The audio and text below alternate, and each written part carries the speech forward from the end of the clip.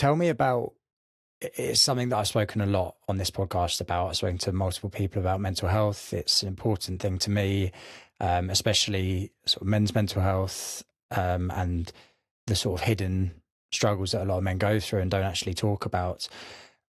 Where does philosophy come into that conversation of mental health? I've thought a lot about this question over the years, and it is a really deep one because, of course, any philosophical question is.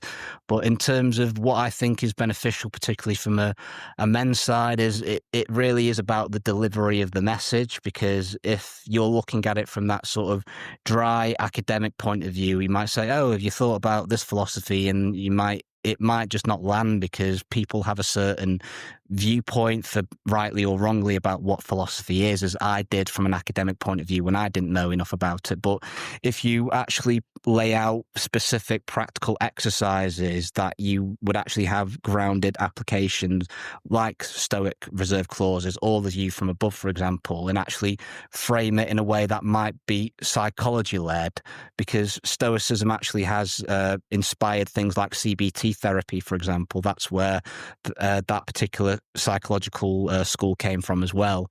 And I think by talking about those exercises in a way, or not even saying, "Have you thought about this Stoic technique?" for example, it's actually asking people and saying, "How are you? What's going on?" in a way that, internally you're, using these philosophical practices if you know what they are, but you don't have to frame it to that person in the way that I'm actually going to tell you about these philosophical exercises now. You're actually practicing it by doing it with this person, and that message might land in a different way.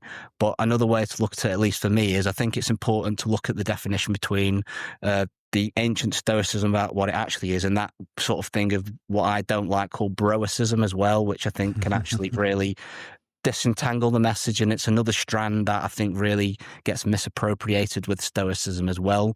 Broicism to me is where it's like, oh, that hustle thing of saying, "Come on guys, we've got this thing to do." Like, it can be like kind of very toxically positive in a way. And I don't think that really gets to the heart of what the ancients were looking at as well. I think it's really defining what actually Stoic practices are, and trying to separate it from that and not look at it as like a marketing tool or something that can be used for unethical purposes at the end of the day.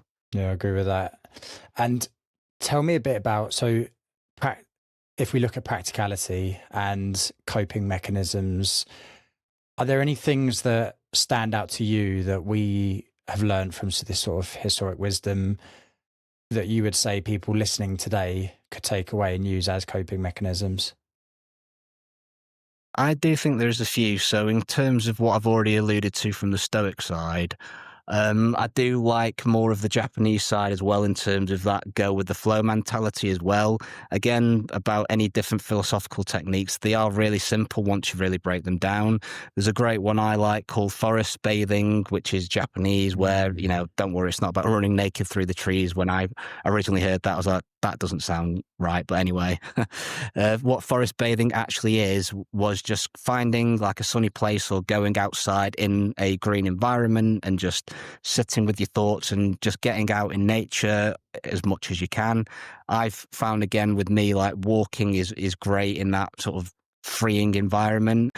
There's another lovely Japanese phrase that I like called komarebi, which is untranslatable in English, but what that essentially is to pair with forest bathing is you'll see sunlight being dappled through the trees, and you'll see like shadows on the ground. And I find that's quite interesting when you might compare it to cloud gazing, for example. If you're looking up at the clouds might have different shapes, but these komarebi patterns are always different depending on where the trees are. And I just find that quite relaxing to just look at them and see how the leaves like flow and things, and that really recenters me. So I would say there is no one size fits all approach to what would work for people. It's just being aware of these ideas and actually going off and making informed decisions. But the more techniques people have in their toolkits, the more practical they can be based on that situation.